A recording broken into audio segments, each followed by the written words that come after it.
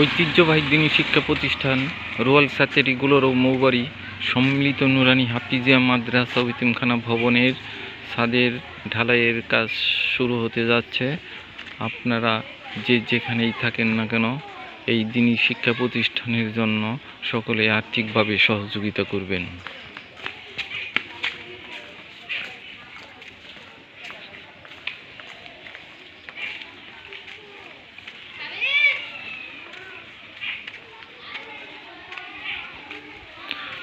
আসসালামু আলাইকুম। ঐতিহ্যবাহী দ্বীনী শিক্ষা প্রতিষ্ঠান রোয়াল সাচেরি গুলোরও মৌবাড়ি সম্মিলিত নুরানি হাফিজিয়া মাদ্রাসা এতিমখানা ভবনের ছাদের নির্মাণ কাজ অতি শীঘ্রই শুরু হতে যাচ্ছে।